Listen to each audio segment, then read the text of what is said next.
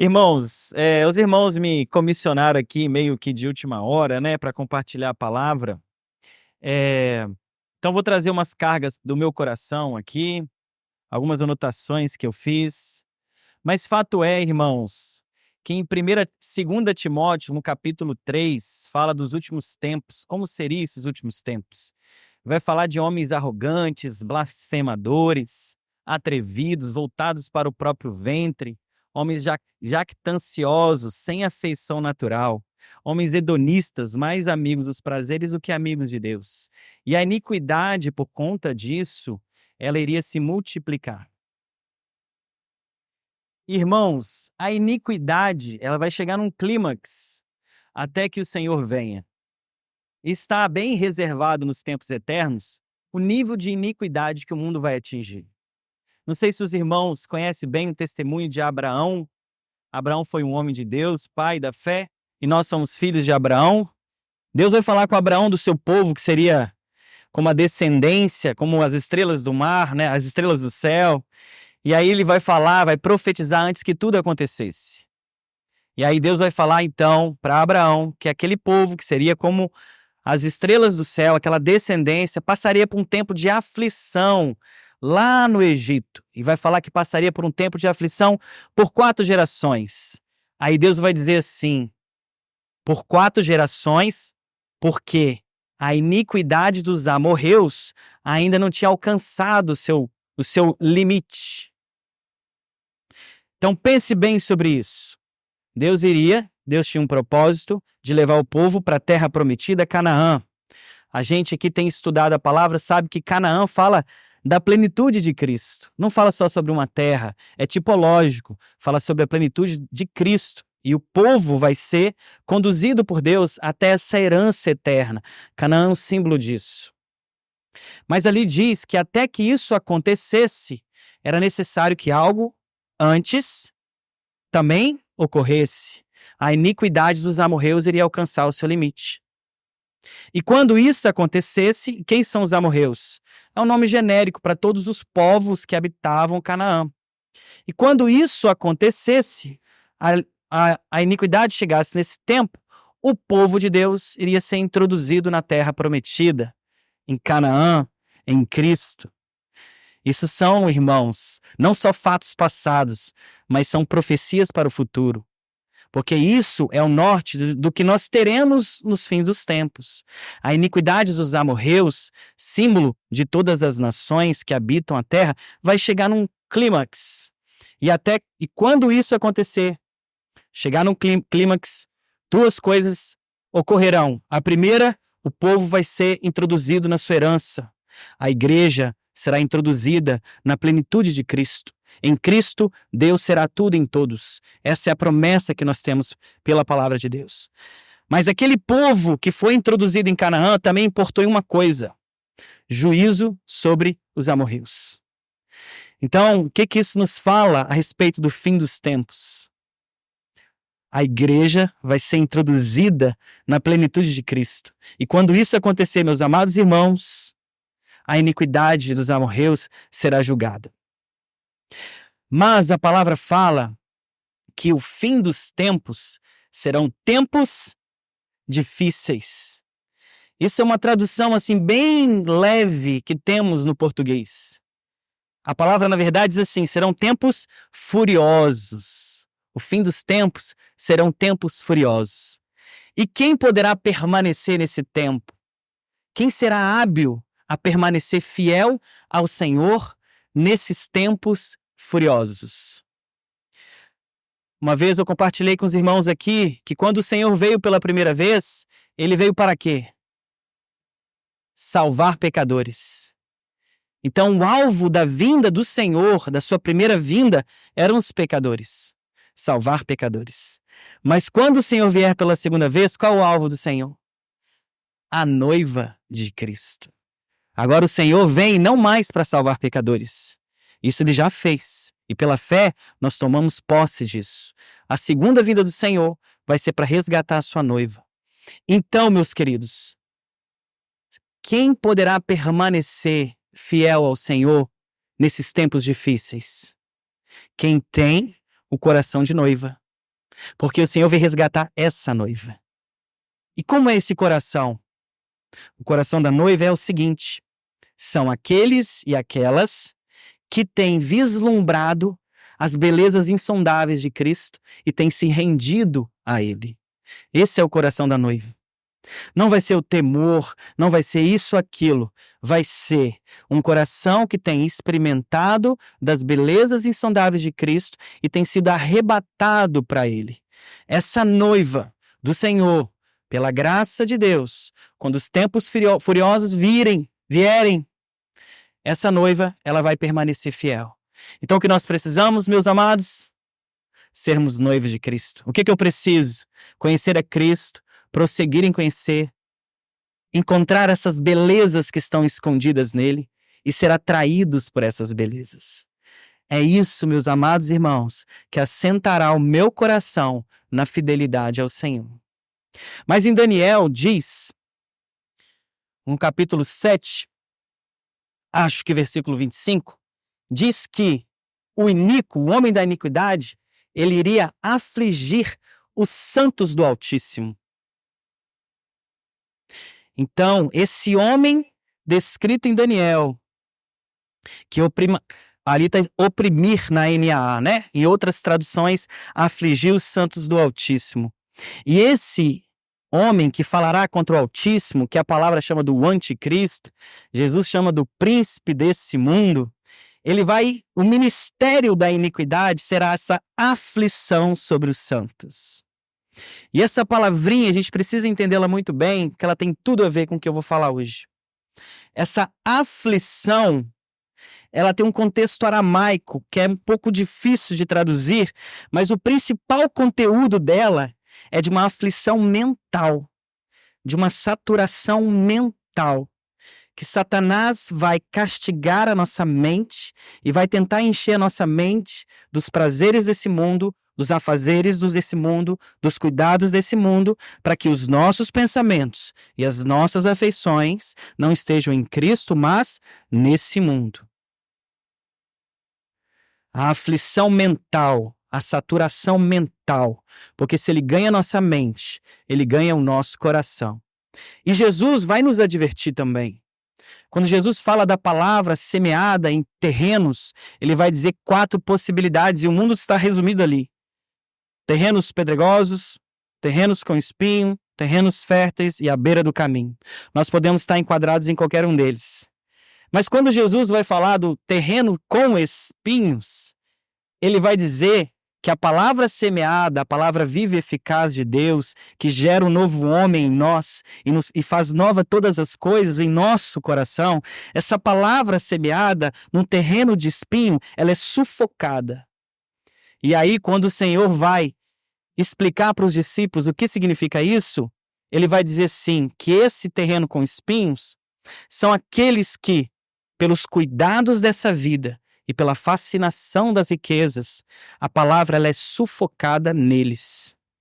Então tem algo que pode fazer com que a palavra viva de Deus seja sufocada na minha vida, que pode impedir que ela frutifique em minha vida.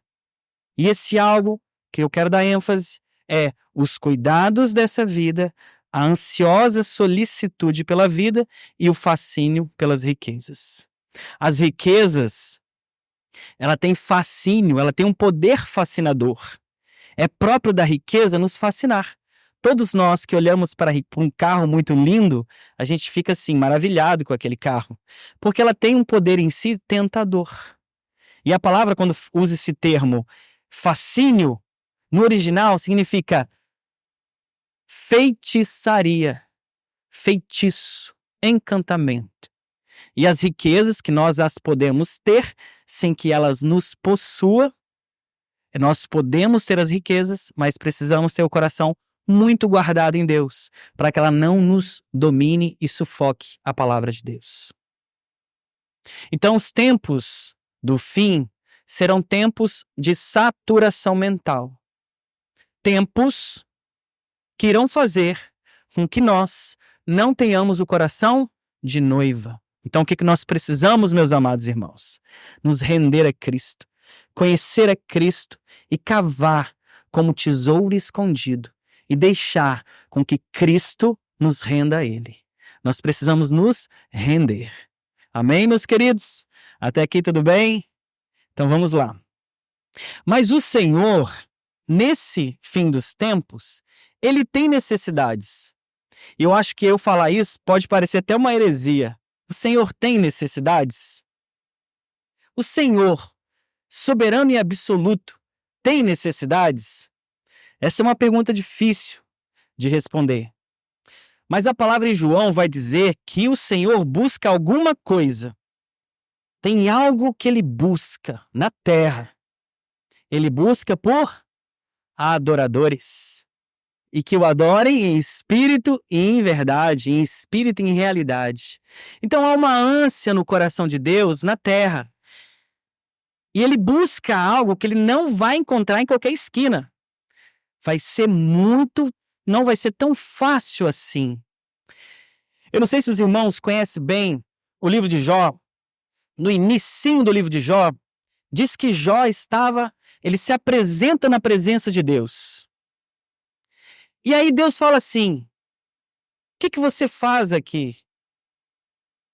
No original, tem expressões idiomáticas ali que a gente no português não pega, mas é como se Satanás estivesse indevidamente na presença de Deus. E Deus fala assim, o que você faz aqui? Aí Satanás fala assim, eu estava a rodear a terra. Essa palavrinha, meus irmãos, rodear a terra, esse verbo, é o mesmo verbo que os reis de Israel e de Judá usavam quando eles passeavam pelo seu reino, no sentido de confirmar a sua autoridade e propriedade sobre todos. Então, quando Satanás vai dizer para Deus, ele fala com deboche, eu estava rodeando a terra e confirmando que toda ela me pertence. Está tudo sob o meu domínio. E Jesus vai dizer que ele é o príncipe desse mundo. Mas Deus vai chegar para ele e vai falar assim, mas você viste meu servo Jó? Do nada. E você acha que essa frase de Deus está aí descontextualizada? Não. O que Deus está falando para Satanás é assim, por enquanto você domina sobre toda a terra, mas tem um ponto na terra onde você não tem domínio. Onde é, meus irmãos? Na vida do servo Jó. Jó era um adorador que o adorava em espírito e em verdade. E são esses que o Pai busca. Então Deus tem necessidades. Nós poderíamos dizer que Deus não tem necessidade alguma, está em Atos. Ele não é homem como se necessitasse de alguma coisa. Porque ele é absoluto. Ele é satisfeito em si mesmo. Porém, na sua soberania e na sua sabedoria, Deus criou necessidades na terra para satisfazer os propósitos eternos do seu coração. Deus criou essas necessidades. Por isso que vai dizer assim, o Pai busca por adoradores que o adorem em espírito e em realidade. Deus tem necessidades na terra. E aí, meus queridos e amados irmãos, nós temos o privilégio de entrar nessas necessidades de Deus. Para que Deus possa falar assim para Satanás, viste, a minha serva Erentraud? Viste o meu servo Washington? Deus tem necessidades? Deus tem necessidades. E nós vamos falar sobre isso um pouco. Nós temos duas realidades na palavra que elas andam juntas, é difícil conciliar. A soberania de Deus e a responsabilidade humana. É muito difícil e o liame entre essas duas realidades é bem tênue, é bem fino. E esse aparente conflito, que não é um conflito, ele vai permear todas as escrituras. Mas o fato, meus queridos e amados irmãos, Paulo dizia em 1 Coríntios 15, 10, que ele vai acentuar muito a graça dele. Se a Lara puder colocar 1 Coríntios 15, 10, vai dizer assim, mas pela graça de Deus sou o que sou, e a sua graça que me foi concedida não se tornou vã. Pelo contrário, trabalhei muito mais do que todos eles. Todavia, não eu, mas a graça de Deus comigo. Olha como Paulo vai conciliar a graça que tudo faz, a providência de Deus, que é soberana sobre todas as coisas, e o trabalho humano. Então, o que eu quero dizer para você, irmão, irmã, é que Deus tem necessidades na nossa vida. Deus busca por adoradores que o adorem em espírito e em realidade. Eu quero contextualizar rapidamente aqui a vida de 1 Samuel. Os irmãos estão comigo? Nós tivemos um tempo pentecostal aqui, agora vamos ter um tempo batista. Beleza? É a multiforme graça de Deus. Mas vamos lá. Me perdi aqui. Por falar, me perdi. Ah, sim, a vida de Samuel. Os tempos de Samuel eram tempos difíceis. A palavra vai dizer que a palavra de Deus era rara e as visões eram poucos frequentes. Por quê? Porque o sacerdote Eli era um sacerdote corrompido. A palavra vai dizer que os filhos de Eli, eles faziam toda espécie de iniquidade. E Eli, que era o sacerdote, ele era conivente com aquilo. E ele retia aquilo que era de Deus. Mas Ana, a mãe de Samuel, que era zombada pela outra esposa de seu marido, ela fica aflita porque ela era uma mulher estéril. E a esterilidade era motivo de zombaria e de vergonha para a mulher. E aí Ana, então, vai aclamar ao Senhor dos Exércitos. E ela vai colocar sua petição diante dele. E ela vai falar assim: Senhor, parafraseando, se tu me desses um filho, eu te darei de volta. Eu apresentarei ele no templo para que ele sirva e fique por lá. Então, naquele tempo onde a palavra de Deus era rara e as visões eram poucos frequentes, Ana tocou uma necessidade que era maior do que a necessidade dela. Qual necessidade ela tocou? A necessidade de Deus. Era necessário um servo que fizesse conforme Deus queria, para que a palavra não fosse rara naqueles tempos e as visões, a visão do reino de Deus, não fosse pouco frequente. Então Deus vai ouvir a petição de Ana e Ana vai entender o princípio da mordomia, de que tudo que Deus nos dá, na verdade, não é nosso, é de Deus. Então ela devolve. E ela vai dizer que ele faria um voto de Nazireu. Porque naquele tempo, irmãos, havia duas formas de servir ao Senhor. A primeira era sendo sacerdote. No sangue, você nascia com isso. A segunda era uma porta lateral chamada voto de Nazireu. Então ela vai fazer o voto de Nazireu, não vai ter a cabeça raspada, não vai fazer algumas coisas, e ele vai servir ao Senhor. E aí, Deus, quando manda uma profecia para Eli, vai dizer que os 2 filhos dele morreriam. E aí ele vai falar algo lindo.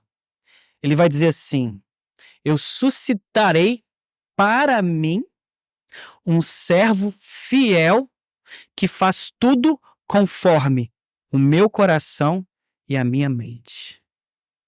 De novo, Deus falando: eu suscitarei para mim, ou seja, é dele, pertence a ele, um servo fiel a ele. E esse servo fiel, ele vai ter um modo de proceder. Qual? Fará tudo conforme está na minha mente e no meu coração. Qual é a necessidade de Deus? Servos que pertencem a Ele, fiéis a Ele e que têm o quê? A mente de Cristo. Paulo dizia assim: nós temos a mente de Cristo. Nós olhamos conforme Cristo olha. Vemos as necessidades conforme Cristo vê. Mas isso, irmãos, a mente de Cristo não era a mente de todos os irmãos de Corinto. Pelo contrário, era uma igreja carnal. Ele vai dizer assim: nós, porém, está falando dele, de seus companheiros, dos maduros. Nós temos a mente de Cristo. O que Deus quer gerar em nós, então, meus queridos? Que sejamos servos, que sejamos fiéis ao Senhor e que conheçamos qual é a mente, qual é o coração de Deus. Então, nesses tempos difíceis, me faz lembrar uma passagem que Marta chega com uma certa liberdade e ela vai admoestar Jesus. E ela vai dizer assim: não te importa, Senhor, que eu esteja aqui fazendo todas essas coisas e Maria esteja aí aos seus pés? Aí Jesus fala assim: Marta, Marta, tu te preocupas com muitas coisas, mas uma só coisa é necessária, e ela escolheu a melhor parte. Em outras traduções diz assim: Marta, Jesus falou para Marta, você tem muitas mordomias, muitas diaconias, muitos serviços, muitas diaconias. Poucas coisas são importantes e uma só coisa basta. Eu não sei se você, ao ler isso, se você fica se pensando, quais são as coisas importantes e qual é a que basta? Estou vivendo aqui, minha vida é um vapor que logo passa. A palavra diz isso. Meus bisnetos não saberão o meu nome será esquecido pela minha descendência. Tem talvez 70 décadas, 80 décadas, 90 décadas, que é um nada na história humana. E eu estou aqui. Qual é o propósito? E quais são as coisas importantes? Qual é a coisa que basta? Você já se fez essa pergunta? Talvez se nós tivéssemos 3 dias de vida, fatalmente, nós poderíamos fazer uma listinha ali. E eu acho que eu quero deixar esse dever de casa para os irmãos, para mim também. Qual é a coisa? Quais são as coisas importantes? E qual é a que basta? E essas coisas têm norteado a minha vida hoje? Tenho feito assim? E ao meditar sobre isso, eu lembrei da passagem de Jesus, que Jesus estava lá no poço de Samaria, falando com aquela mulher, ao meio-dia, no sol lá. E aí, os irmãos pensam que ele está com fome, os discípulos chegam assim, né, falar de comida para ele. Aí ele vai falar assim: a minha comida consiste...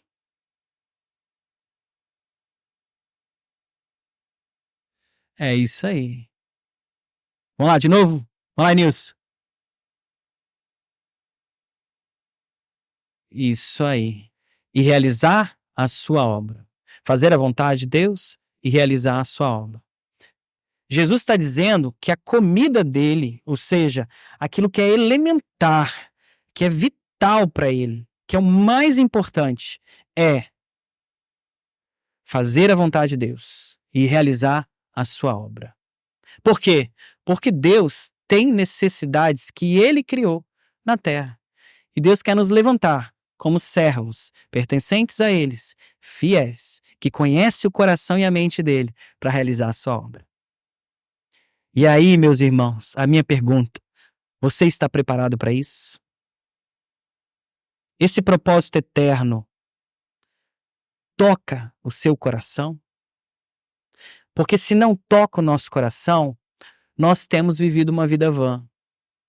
Mas se toca o nosso coração, os nossos dias, por mais que sejam esquecidos pela nossa segunda geração, não serão esquecidos pelo Senhor.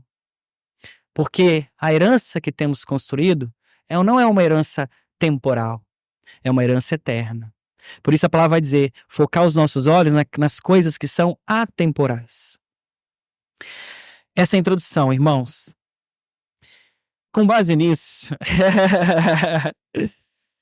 nós vamos até onde der, tá? Tem muitas anotações aqui, mas vamos até onde dá. Os tempos são difíceis.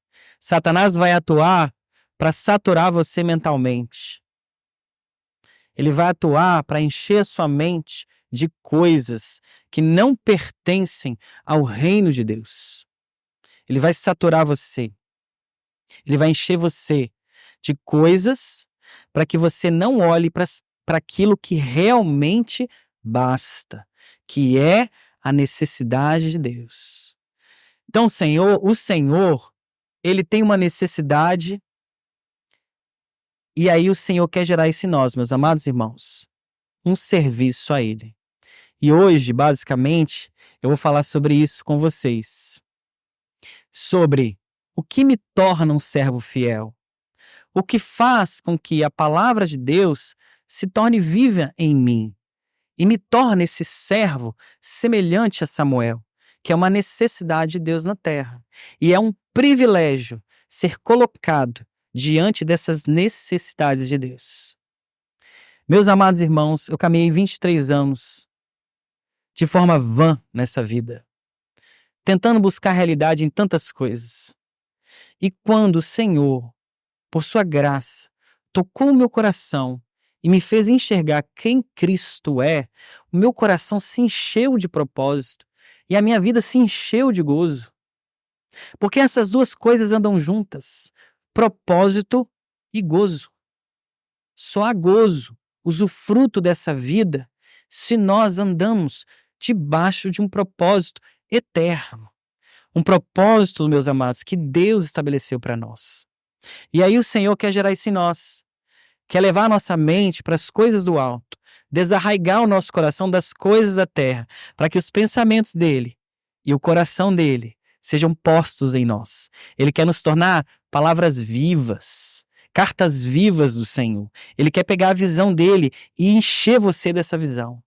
E essa visão toma forma em você, em mim, em nós. Beleza? Eu vou falar sobre a epístola de 2 Coríntios.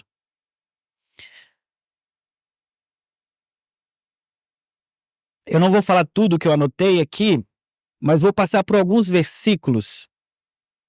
Porque 2 Coríntios, o tema dessa epístola é serviço. Ela vai destacar muito bem, nós poderíamos pegar outros textos da palavra, mas ali a gente condensa algumas realidades que diz respeito ao servo do Senhor. Como é o servo do Senhor? Como age o servo do Senhor? E eu quero dar ênfase nisso. Nós somos amigos de Deus, nós somos filhos de Deus, nós somos noiva de Cristo. Há muitas realidades que o Senhor vai dando para nós. Mas o que hoje eu quero falar especificamente do ser servo de Deus. E quais são as características desse servo? E 2 Coríntios, cujo tema é serviço, ela é como se fosse uma autobiografia do serviço de Paulo. E eu quero aqui me amparar em Paulo, porque Jesus é o servo dos servos. Mas eu queria pegar um modelo dentre os homens caídos, que foi restaurado pelo Senhor, e a visão de Deus tomou o coração dele. E aí a gente vai pegar aqui 2 Coríntios, para tentar estabelecer as marcas da vida de Paulo, que são exemplos para nós, que é o servo fiel que Deus anseia. Então vamos lá. Antes de exatamente falar dos textos aqui, né? Há uma obra do Senhor, não é, irmãos? Há uma obra de Deus. E Jesus vai falar assim, que a obra é essa. Qual? Que creais no Filho de Deus. Porque a obra de Deus, ela é antes realizada em nós, para depois ser realizada através de nós. Tem um texto de Isaías que é um ponto de virada na vida dele. Eu vou esticando a introdução. Isaías, no capítulo 6, fala assim: no ano da morte do rei Uzias, eu vi o Senhor, assentado num alto e sublime trono, e as abas da sua veste enchiam o templo. E sobre ele voavam serafins, com 6 asas. 2 tampavam os olhos deles, 2 os pés, e 2 eles alçavam o voo. E aqueles serafins falavam: Santo, Santo, Santo é o Senhor dos exércitos. A sua glória enche toda a terra. E aí Isaías, então, vendo aquela visão do Deus glorioso e glorificado no alto dos altos, ele vai dizer assim: ai de mim, porque sou um homem de lábios impuros, que habita em meio a uma geração de impuros lábios. E ele vai dizer: e os meus olhos viram o rei. Então ele vai se estremecer ali, porque os olhos deles viram o rei, ele viu Cristo glorificado. Aí ele vai narrar uma coisa linda. Ele vai dizer assim: então, aquele serafim pegou brasas vivas daquele altar E aí tocou os lábios dele e disse assim: a tua iniquidade está perdoada. E aí então, Isaías vai ouvir a voz do Senhor. E o Senhor vai falar assim: a quem enviarei? Quem há de ir por mim? Aí Isaías vai responder: eis-me aqui, Senhor. Pensa nesse quadro, irmãos, que ele é muito didático na nossa vida em relação à obra de Deus em nós. Isaías viu o Senhor. Isaías viu a glória de Deus. E ele viu o rei.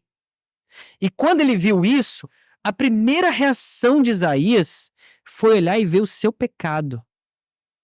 Porque é fatal que quando a gente contempla quem Deus é, aquilo demonstra quem nós somos, sem Ele.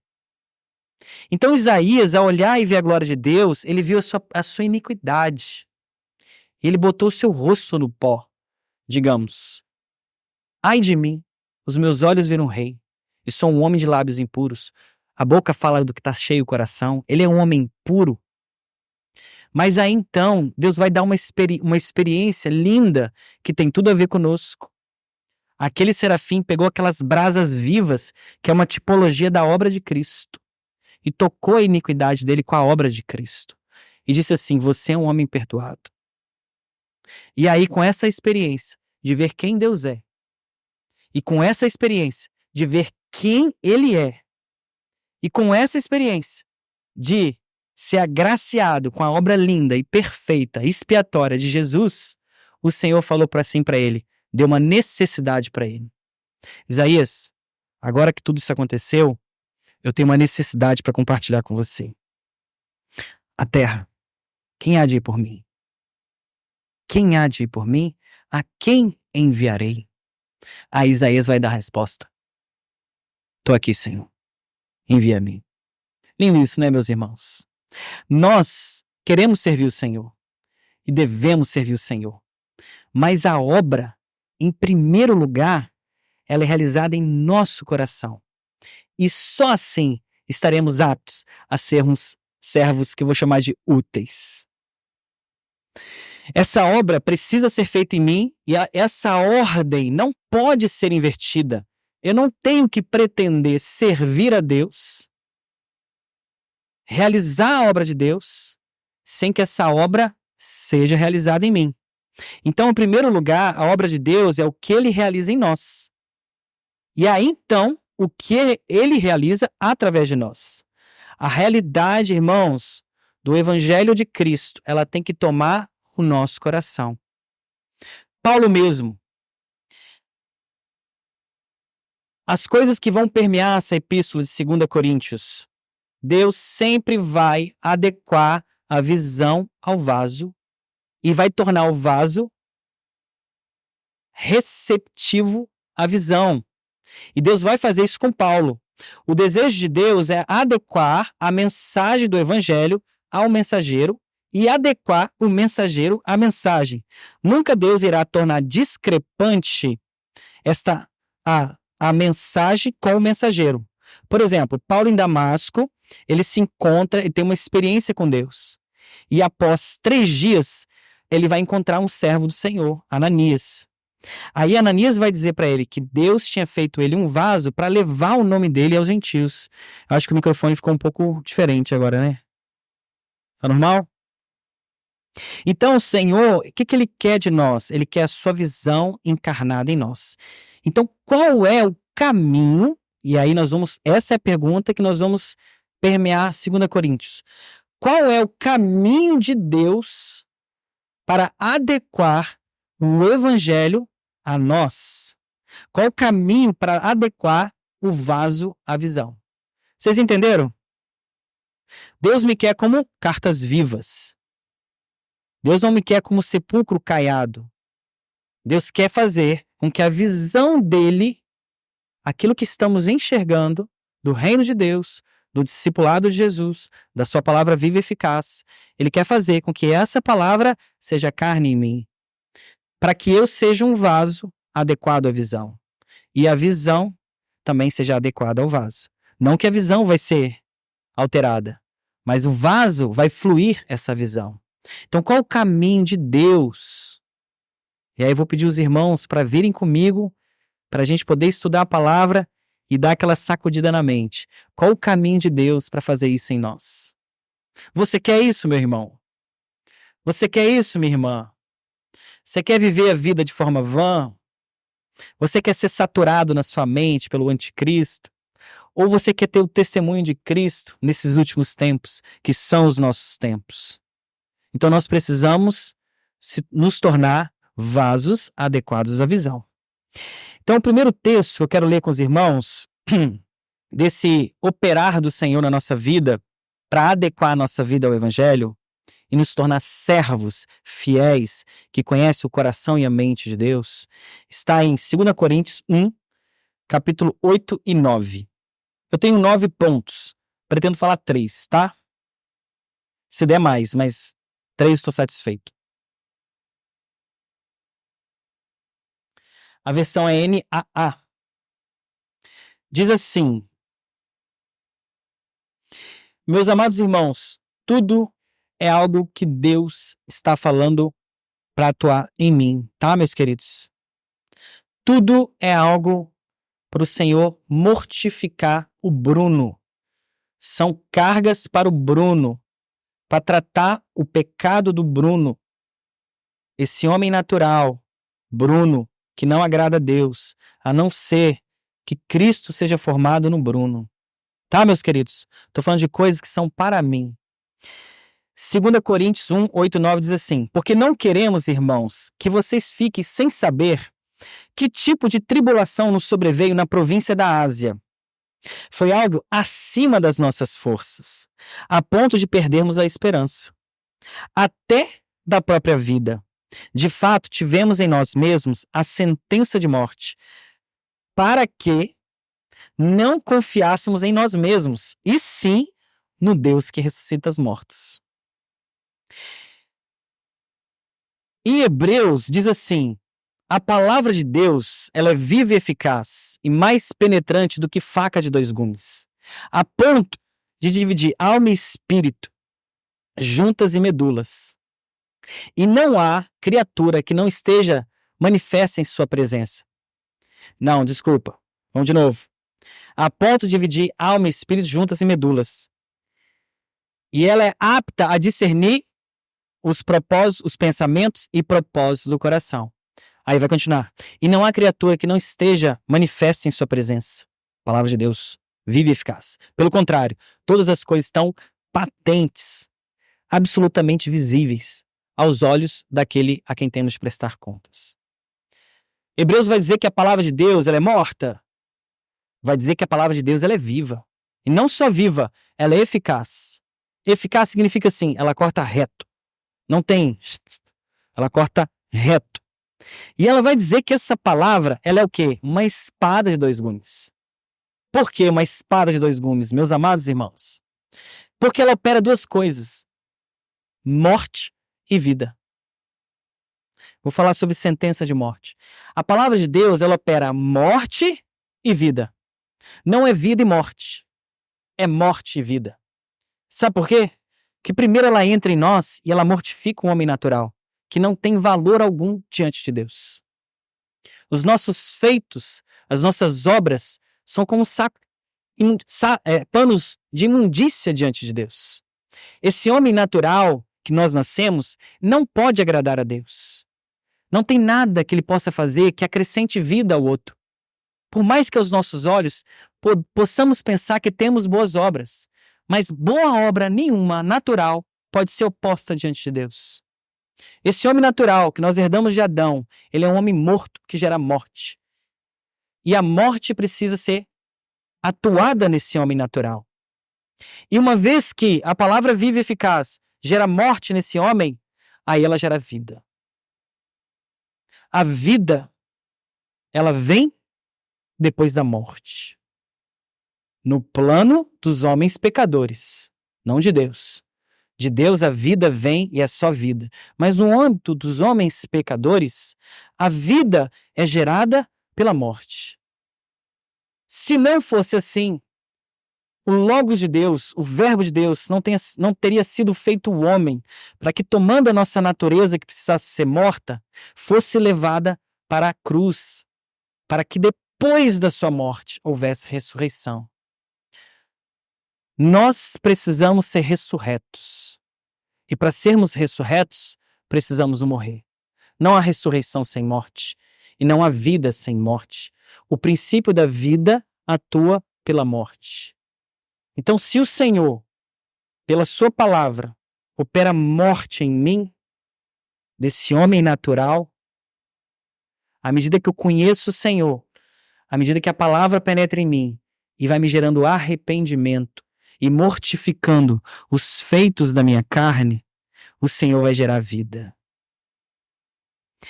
Em Romanos capítulo 12, diz assim, Paulo vai dizer com clamor, tá, irmãos?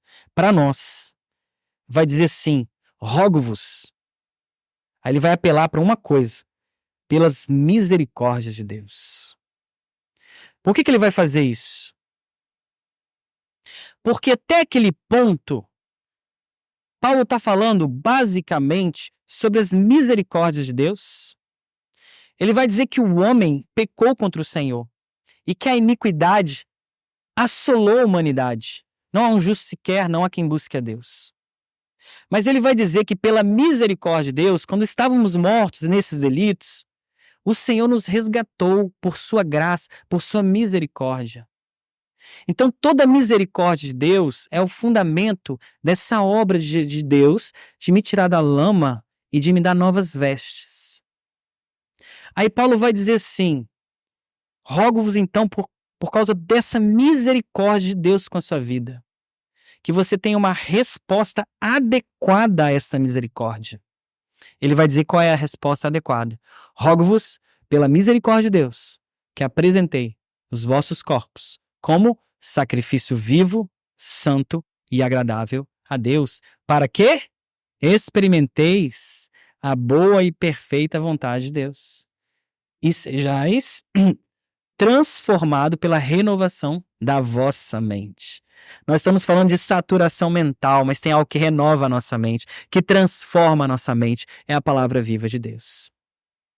E Romanos vai dizer o seguinte, que nós que experimentamos dessa vida de Cristo, precisamos apresentar nossa vida como morte. Porque se nós apresentarmos como morte, nós vamos gerar vida. A vida que foi gerada em mim, eu posso gerar em outro, na medida que eu morro e continuo morrendo.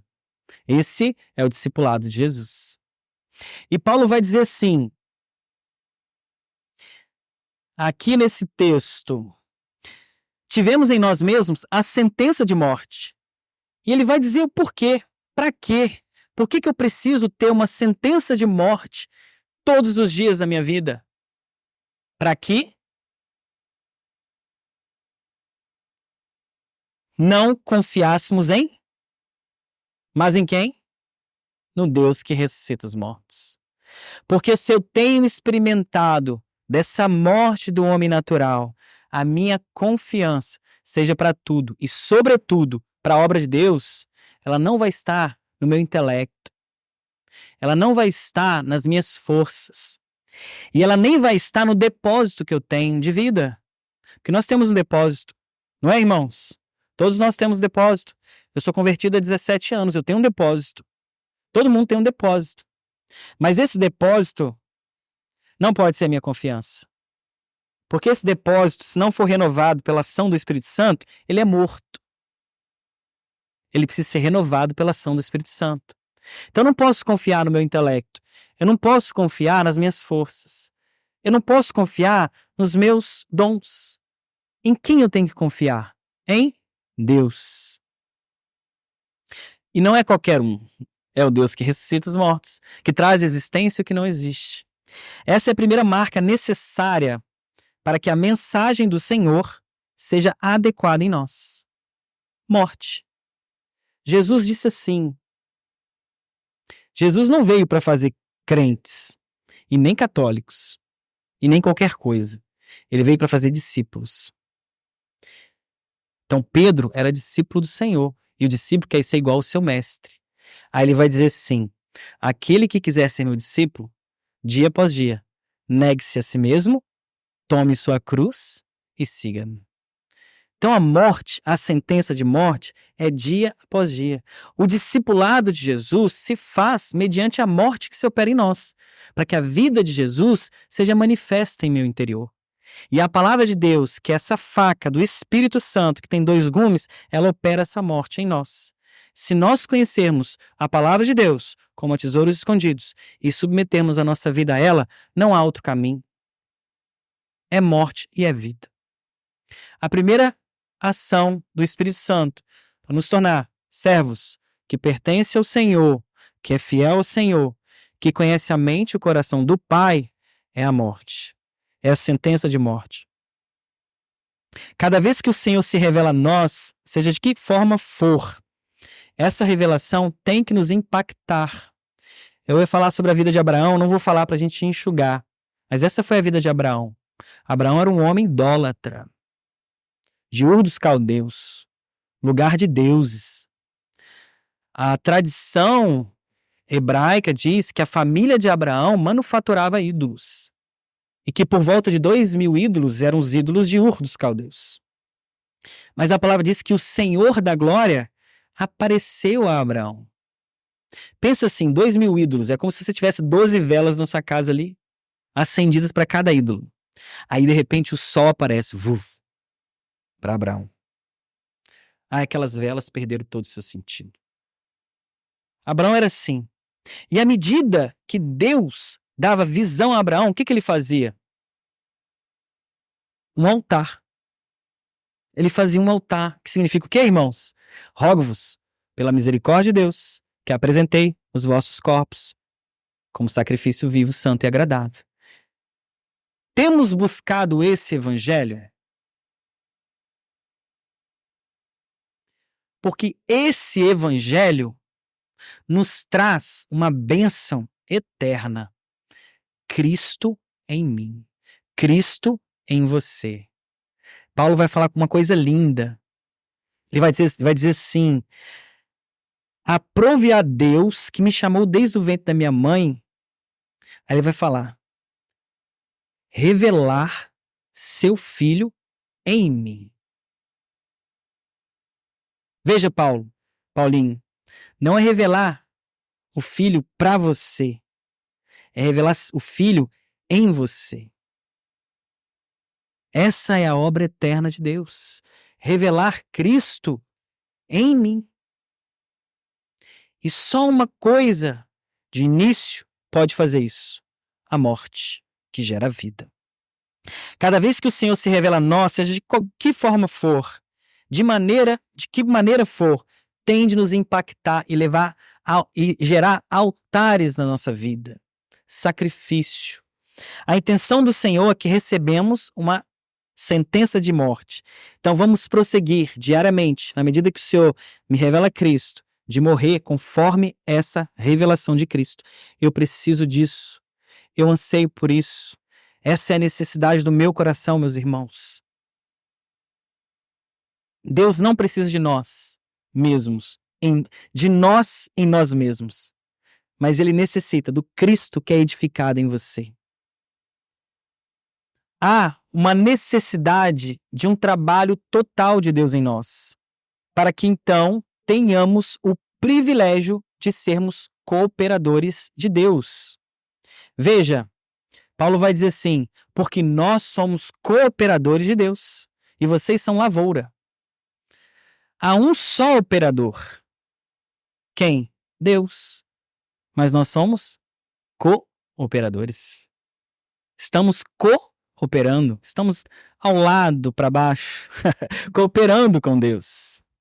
Então há uma necessidade de cooperadores. E esses cooperadores são aqueles que têm experimentado uma sentença de morte, para que esses cooperadores não dependam da sua força, mas dependam de quem? De Deus. Do Deus que ressuscita os mortos. E Paulo sabia do que estava falando, porque Paulo era um homem cheio de dons. Ele tinha um currículo maravilhoso. Os irmãos conhecem a passagem, benjamita. Paulo, fariseu de fariseus, circuncidado ao 8º dia, falava 3, 4, 5 idiomas, sabia tudo de literatura, sabia tudo de filosofia, era um homem do intelecto. Ele poderia confiar em tudo isso. Mas sobre Paulo, havia uma sentença de morte todos os dias, para que a força de Paulo não estivesse no seu orgulho, não estivesse no seu currículo, que ele considerou como refúgio para ganhar a Cristo, como lixo, algo inútil ou útil.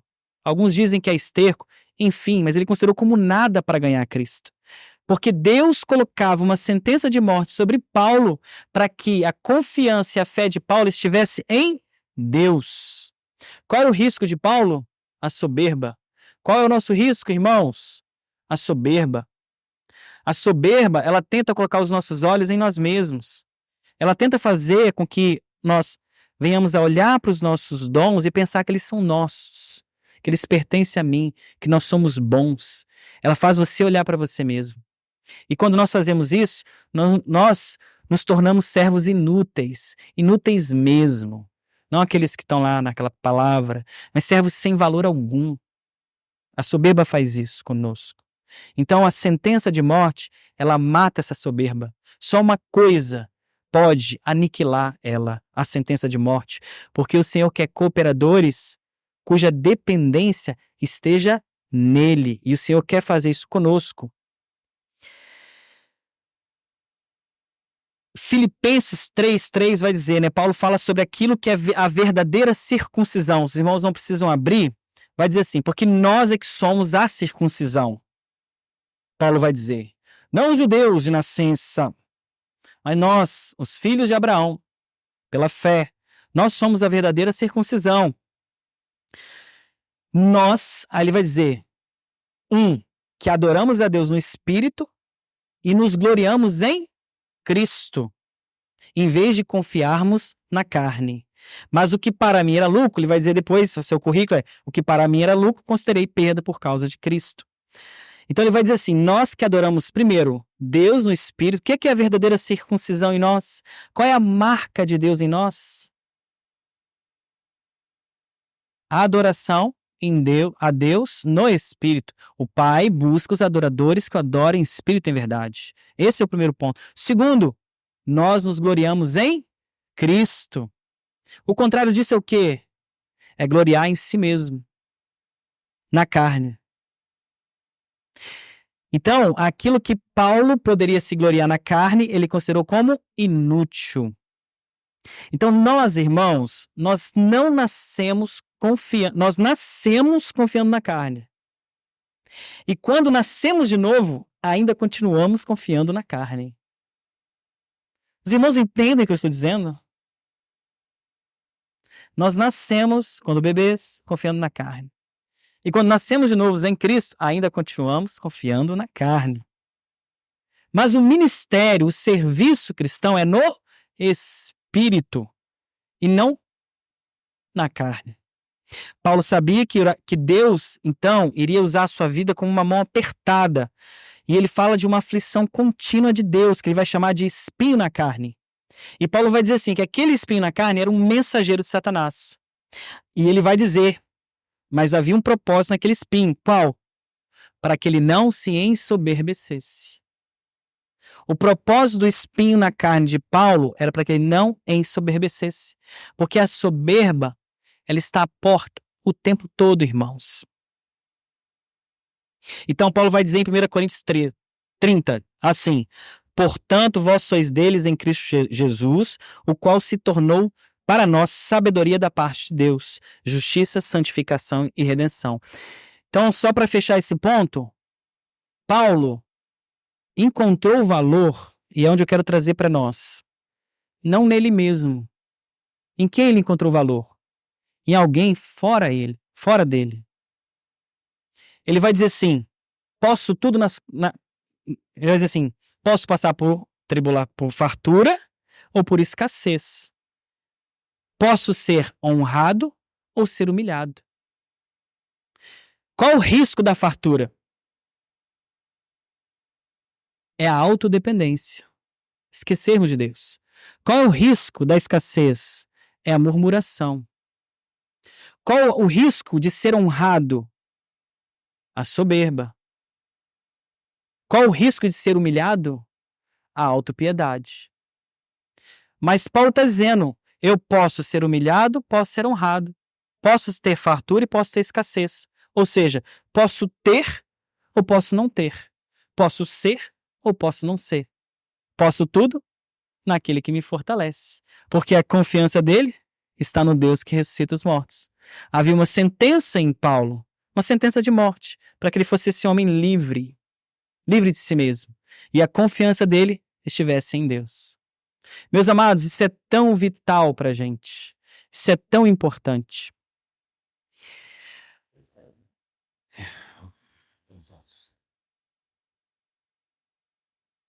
Então, qual era o segredo da vida de Paulo? Todos os valores dele não estavam nele, mas estavam em Cristo. E Deus, irmãos, ele vai trabalhar circunstâncias na nossa vida para recebermos essa sentença de morte.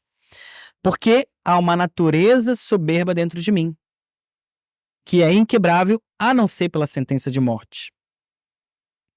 E o serviço cristão, irmãos, não é idealista.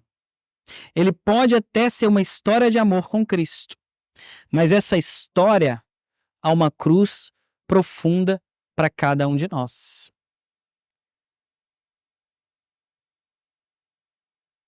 Há um monstro dentro de mim, dentro de você, chamado soberba. E você e eu precisamos reconhecer isso. E só quem pode lidar com esse monstro é a cruz de Cristo. Eu vou falar nesse ponto mais para frente, como essa cruz opera em nós. Mas só ela pode lidar com esse monstro que está dentro de nós. Para que não venhamos, então, a confiar em nós mesmos, mas no Deus que ressuscita mortos. Os irmãos estão muito cansados? Aguenta mais um pouquinho? Pode ir? Pode tocar? Vamos lá então, hein? Resumindo, irmãos, nós estamos falando da necessidade de Deus, que é o servo fiel, pertencente a Ele, que conhece as coisas do coração de Deus. Essa é a necessidade de Deus. A quem enviarei? Eu enviarei a Catarine? Eis-me aqui, Senhor. E aí, como Deus vai fazer, então, que Catarine seja adequada a esse serviço? Que Deus quer enviar? Deus quer enviar a gente, não é isso? Como? 2 Coríntios está nos dizendo, a primeira coisa é a morte. É o discipulado de Jesus. É a morte do velho homem soberbo que confia em si mesmo. Que à medida que você morre, a sua confiança está em Deus. No Deus que ressuscita os mortos e chama a existência o que não existe. Se formos assim, o serviço de Deus em nós será espiritual e não carnal. Porque a nossa dependência não é carne, é espírito, é Deus. Vocês entenderam?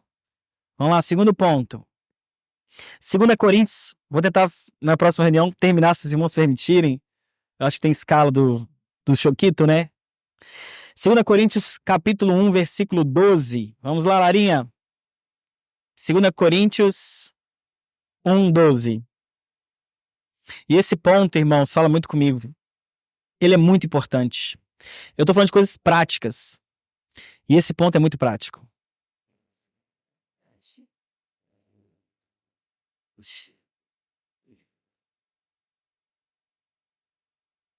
Vamos lá.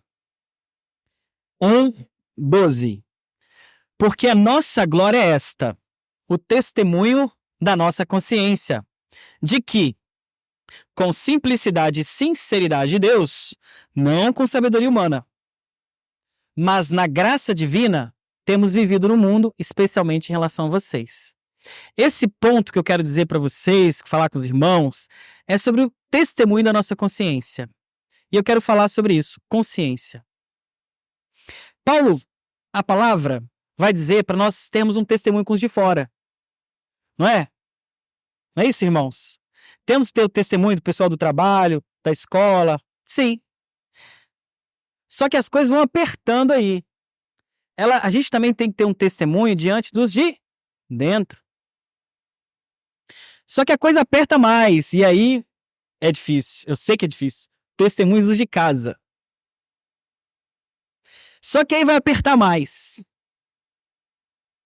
o testemunho da sua própria consciência. Paulo vai dizer assim: eu posso me gloriar numa coisa. Dois pontos. Ele vai falar algo muito importante. O testemunho da nossa consciência, de que com simplicidade e sinceridade de Deus, não com sabedoria humana, mas na graça divina, temos vivido no mundo, especialmente em relação a vocês. Vou falar da consciência, mas antes, olha só. A consciência, ela tem que ter duas coisinhas aqui. Simplicidade e sinceridade. Você sabe o que é simplicidade? Eu vou resumir. Um só amor. Uma só visão. Um só amor. Um só anseio. Um só anelo. Isso é simplicidade. A palavra diz assim: buscar. Não, o reino de Deus pertence às crianças. Que a gente ser como criança, porque o reino de Deus pertence a elas. Se você pegar uma criança, já fiz várias vezes com o Joaquim, aí ele tá com muita coisa na mão, assim, muitas coisas na mão cheia de brinquedos. Aí eu chego pro Joaquim e mostro um brinquedo muito melhor. Imediatamente ele larga tudo e pega o brinquedo com as duas mãos. Isso é simplicidade. Ele deixou tudo. E aí ele foi com as duas mãos ávido, com as duas mãos para pegar aquilo. Isso é simplicidade. Um só anelo, um só anseio, um só amor. A consciência tem que ser norteada pela simplicidade. Simplicidade é isso. Simplicidade não é ter muito conhecimento, ter pouco conhecimento, ter muita riqueza, ter pouca riqueza, falar bonito, falar feio, falar de qualquer forma, falar de modo mais formal, ser formal ou ser informal. Simplicidade não tem nada a ver com isso. Não pela palavra de Deus. Simplicidade é um só amor. Você pode ter riqueza e ser simples. Você pode falar bonito ou feio e ser simples. Você pode ser formal e ser simples. Porque a simplicidade é uma disposição de coração. E essa disposição de coração, de Deus ser tudo para você. Isso é simplicidade. E nós precisamos ser simples. Eu preciso ser simples. E simplicidade e sinceridade de Deus. Sinceridade de Deus. Bota RA para mim. Simplicidade e pureza em outra. RA. Simplicidade e pureza. E o que é pureza, irmãos? O que é pureza? Alguém quer falar? Vocês sabem, eu tenho certeza. Só para dialogar com vocês, tirando Catarina aí, Catarina. O que é pureza? Sim, mas vamos falar de forma biológica. Um só elemento. Oxigênio é puro. O2. Você pode falar. Fala aí, o que é pureza? Quimicamente. É isso, não é? Pureza é um só elemento químico, O2. H2O é pura? Não. Ela mistura homogênea, não é isso? Ou seja, as partes formam uma coisa homogênea, não é heterogênea. Mas pureza não é ser homogêneo. Pureza é ter só um elemento. Qual? Aí o Austin falou. Cristo. Pureza está ligado com simplicidade. Porque se você tem um só amor, aquilo vai gerando em nós um só espírito, um só coração, uma só mente. Entenderam, irmãos? E a consciência nossa precisa estar norteada por isso. É difícil? Extremamente. Para todos nós, para mim, demais. Mas o Senhor faz isso. O Senhor é Deus de milagres. Não é, Rafa? Então vamos lá. Consciência. O testemunho de Paulo, ele poderia se gloriar nisso. O testemunho da sua consciência. Irmãos, você tem um testemunho dos de fora? Você tem um testemunho dos de dentro? Você tem um testemunho dos de casa? Agora perto, você tem um testemunho da sua própria consciência? Porque a consciência, ela não é um elemento da alma. Ela é um elemento espiritual. Nós não temos controle sobre a nossa consciência. Quem controla ela é Deus, é o Espírito. A nossa mente, a nossa alma, os irmãos que estudaram a composição do homem, a alma ela tem 3 esferas: pensamentos, mente, emoções, sentimentos, emoções e vontade. Mas a consciência não é uma esfera que está na alma. Porque se ela tivesse, nós poderíamos manipulá-la. Mas ela não é manipulável. porque ela é uma função do Espírito Santo sobre nós. Então é a consciência que vai falar assim com você: não vai por aí. O que você está fazendo é errado. O que você fez ali está errado, se arrependa. Não vai por esse caminho. Sinal verde? Vai. Sinal amarelo? Opa! Sinal vermelho? Fica, vai para trás. A consciência é isso, nós não temos controle sobre ela. Eu vou falar mais, irmãos. Com base em Hebreus. A consciência, ela é um fardo pesado para carregar. Nós não temos controle sobre ela. Preste atenção nisso. Você não tem controle sobre a sua consciência. Ela é um fardo pesado. Em Hebreus vai falar assim, que o sangue de Cristo,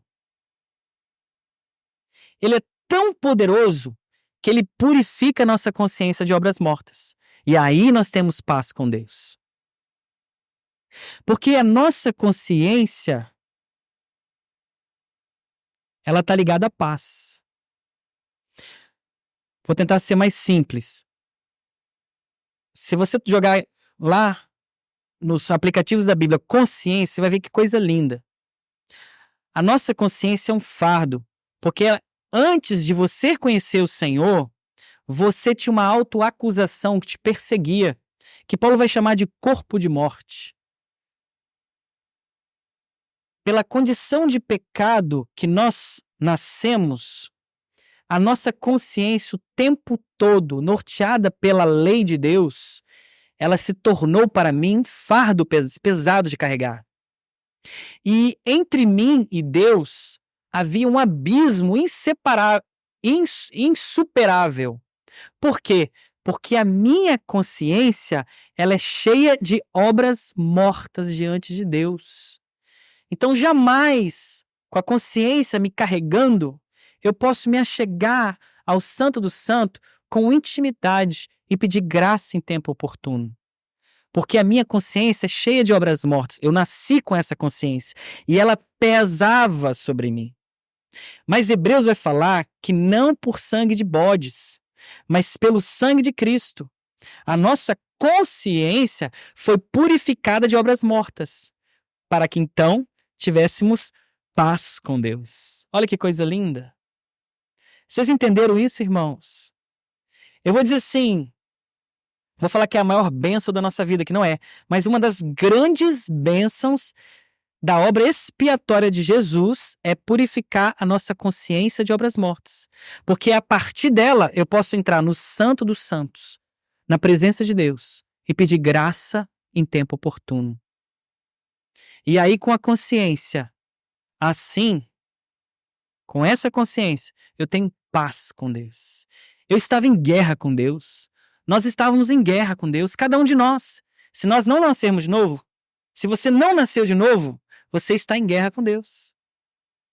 Mas se você nascer de novo, o sangue de Jesus vai purificar a sua consciência de obras mortas e você vai ter uma das coisas mais maravilhosas, é paz com Deus. E paz com Deus é paz na vida. Entenderam isso, meus queridos?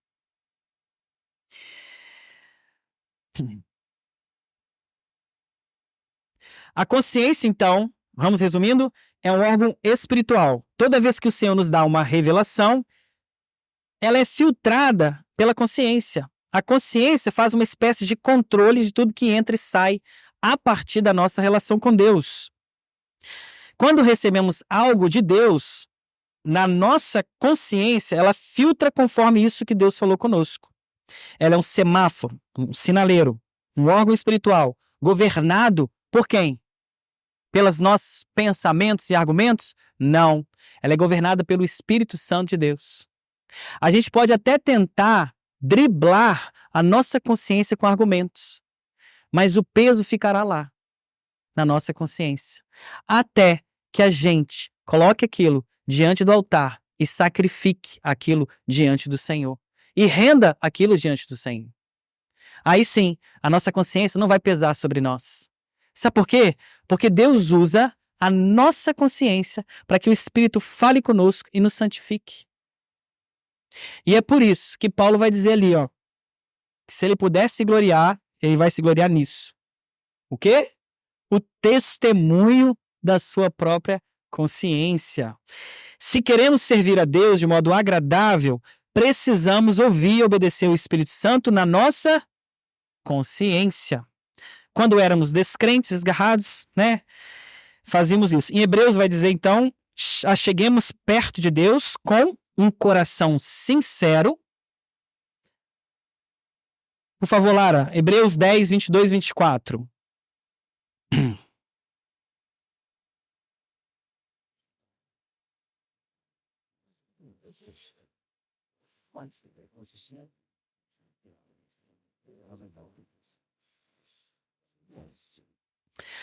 Olha que coisa linda, meus irmãos. Isso tem que nortear o nosso coração, tá?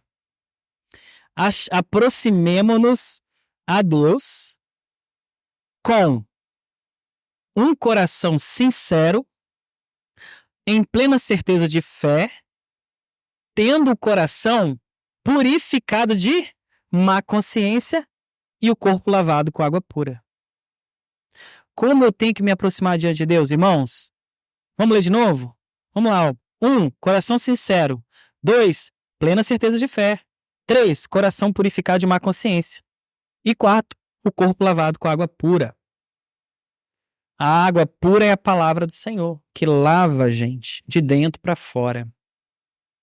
A palavra me lavando, me dando fé, coração sincero, uma consciência lavada, eu posso ter intimidade com Deus. Não só paz, posso ter intimidade com Deus.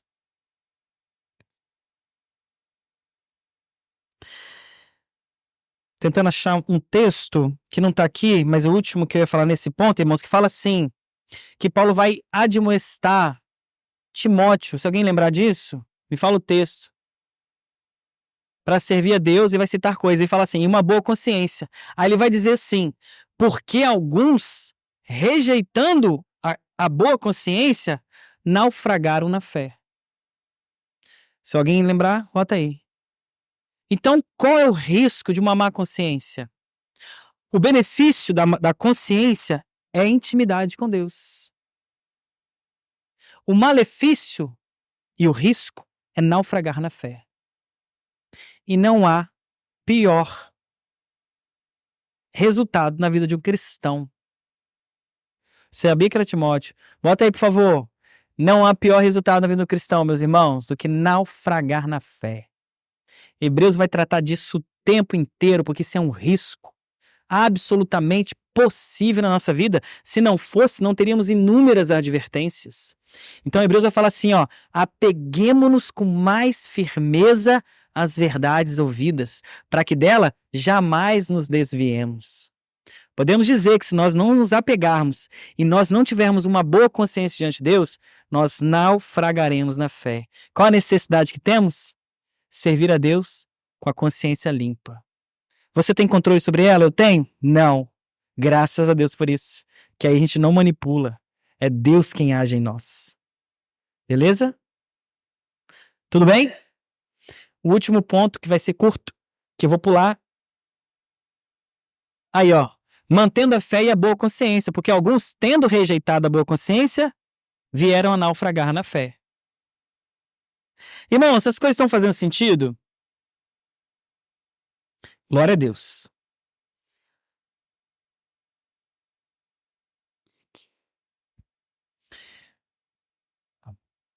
Dá vontade de falar mais. Ai, ai. Primeiro texto aí, 2 textinhos para terminar. Vai lá, Larinha. 2 Coríntios 2, 14 e 15. Se alguém puder ler para mim, minha voz já tá indo. Alguém em voz alta? Graças, porém, a Deus tem visto sempre nos conduz em triunfo, movendo em nós manifesta a aparência do seu conhecimento de todos. Ele é do meu grupo caseiro, a gente brinca que ele é o radialista, né? Sempre quando alguém vai ler um texto, eu falo, Bruno, você pode ler o texto? Eu acho que no automático o Bruno já foi, né, Bruno? Mas aqui, irmãos, é muito rápido, eu vou passar bem rápido, dá para estender, mas diz assim, né, que nós somos esse bom perfume de Cristo. Nós somos o bom perfume de Cristo. Se Cristo tem sido formado em nós, nós somos o bom perfume de Cristo. E ele vai dizer que esse bom perfume ele tem dois odores: o olor e o odor. Dois cheiros, olor e odor. Seus irmãos sabiam disso? Você deve saber. Não? Olor é o bom cheiro, em português. E odor é mau cheiro. São duas palavrinhas. E ele vai dizer assim, que nós somos o bom perfume de Cristo, que tem o olor e o odor. O olor é o seguinte, é cheiro de vida para a vida. E o odor é cheiro de morte para a morte. O que isso quer dizer? Que se Cristo tem sido formado em mim, eu serei, a minha vida, o meu testemunho, o meu coração, o reflexo de quem eu sou, será bom perfume para aqueles que amam o Senhor. Será vida para aqueles que buscam a vida. Mas será morte para aqueles que rejeitam a vida. Então a pergunta que devemos fazer é: o nosso testemunho em meio a um ambiente perverso tem que gerar senso de condenação. Não é pelas nossas palavras. Nós não vamos tecer palavras para condenar ninguém. Mas o Cristo que habita em você constrange a iniquidade que está ao seu redor. Por isso, o testemunho de Cristo na igreja, ela tem que ser cheiro de morte para aqueles que rejeitam o Senhor. O testemunho tem que reprovar as obras más diante de Deus. O meu testemunho no meu trabalho, naturalmente, reflexamente falando, tem que denunciar o pecado. Se Cristo habita em mim e cresce em mim, o meu testemunho vai denunciar o pecado. Você já teve uma experiência de a pessoa falar um palavrão perto de você e pedir perdão, porque falou perto de você? Ela fala à vontade, mas perto de você ela pede perdão. Sabe por quê? Porque o seu testemunho tem constrangido o perfume de Cristo em você. Tem gente que brinca com chamado chuchu, né? Que o chuchu é um alimento que se você fizer com carne, ele tem gosto de carne. Se você fizer com legumes, fica com gosto de legumes. Se botar frango, fica com gosto de frango. Ele pega o gosto das coisas. Nosso testemunho não pode ser igual o chuchu, né? A gente não pode ser crente chuchu. É assim, se eu estou num lugar, as pessoas falam de um jeito, eu sou assim. Se eu estou daquele jeito, é assim. Não, pelo contrário, meu testemunho tem que ser o bom perfume de Cristo. E nós não precisamos temer mal algum, porque o Senhor é conosco. E o último ponto, 2 Coríntios 4:2, que é bem pequenininho.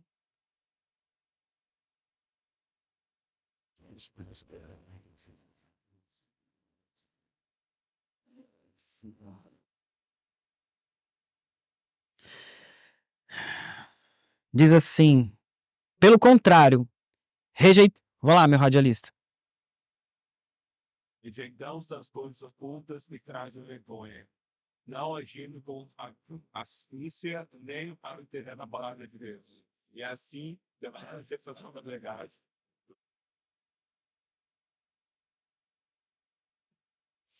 Aqui diz esse ponto, eu quero dizer assim, mais do que ter uma boa consciência, porque está falando da boa consciência aqui, é não adulterar a palavra de Deus.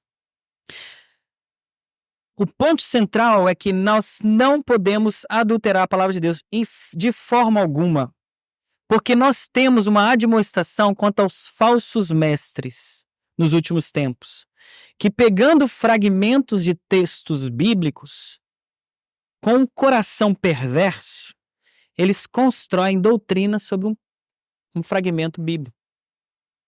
Mas nós precisamos da palavra toda.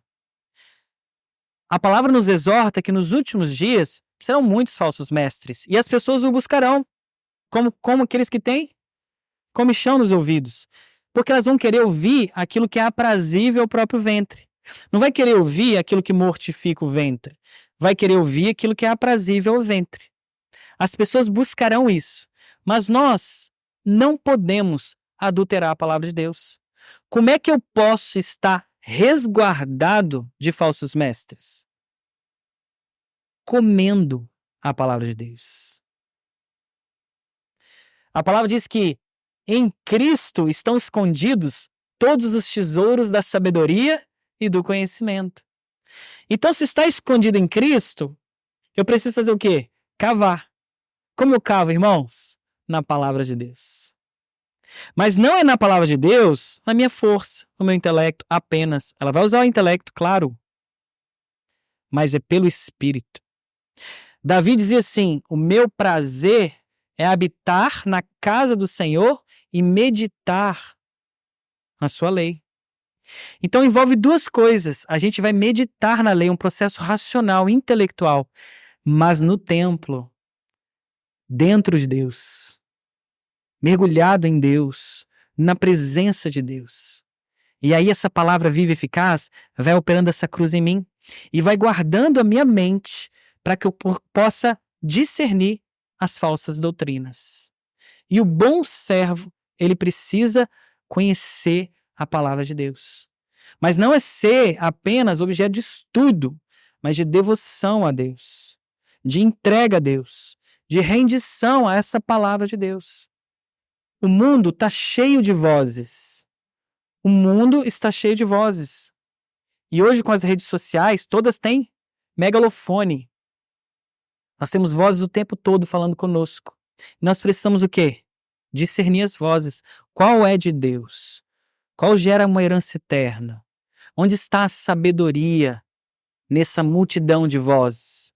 Como eu vou discernir isso, meus amados irmãos, se eu não conhecer a palavra de Deus pelo Espírito? Então, Paulo vai dizer bem assim, para a gente terminar.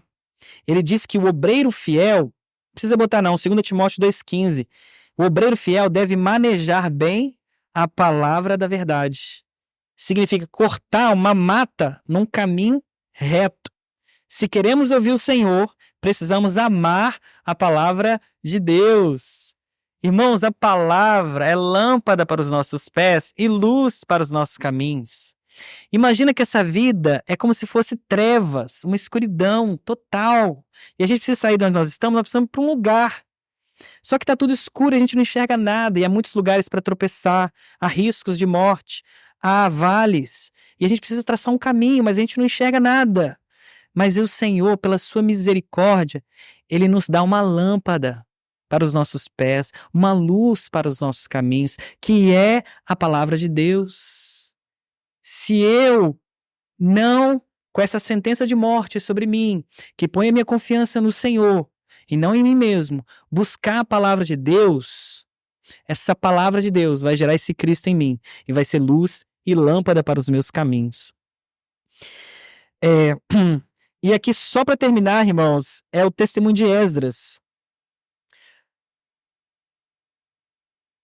É basicamente um versículo aqui, tá? Vou falar de Esdras, da restauração de nada, não.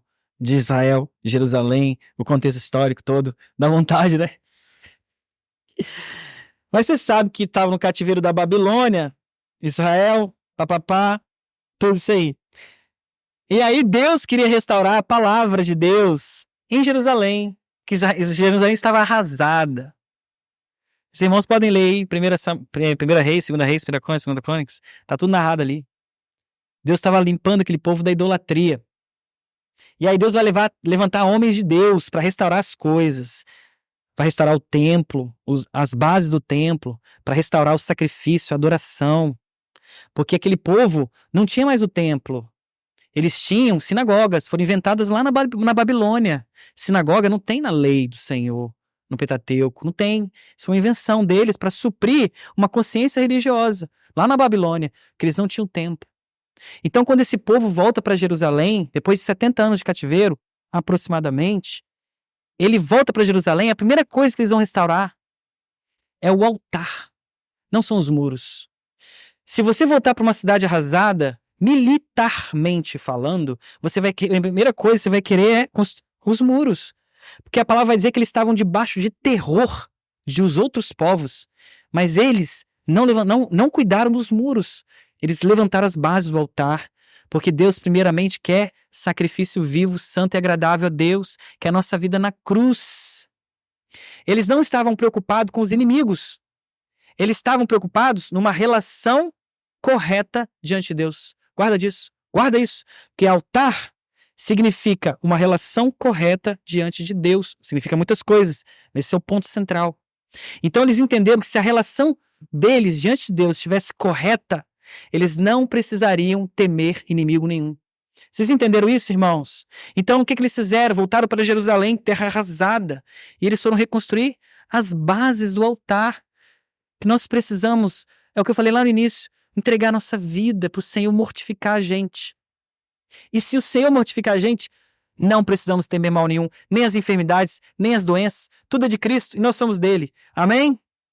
E nisso, Deus levantou Esdras. E a função de Esdras era restaurar a palavra de Deus. Depois do altar. E ele vai restaurar a palavra de Deus. Esdras vai ler a palavra de Deus na praça. E aquele povo tinha a palavra de Deus lá na Babilônia. Só que quando eles leram a mesma palavra, irmãos, na praça, com Esdras, o povo chorou, se arrependeu diante da palavra. Porque a palavra está sendo lida no lugar certo, no templo, na presença de Deus, não mais na Babilônia. Significa, irmãos, que nós temos que buscar o Senhor e a palavra de Deus em nós. Se não tiver isso, nós vamos naufragar na fé. E o testemunho de Esdras é esse. Esdras. Bota aí, por favor. Vale a pena todo mundo ler. Eu não vou falar mais nada, só vou ler.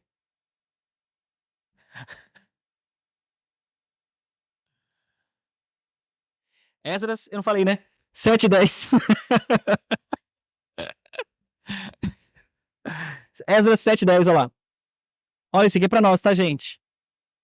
Porque Esdras pôs no coração 3 coisas. O propósito de buscar a lei do Senhor, cumpri-la e ensinar a Israel os seus estatutos e seus juízes. Maravilhoso, né, irmãos? Buscar a palavra do Senhor. Obedecer a palavra do Senhor. E assim, na medida que ela vai se tornando corpo em mim, ensinar a palavra de Deus. Pela graça. Confiando no Deus que ressuscita os mortos. Amém? Amém. Terminou. Glória a Deus.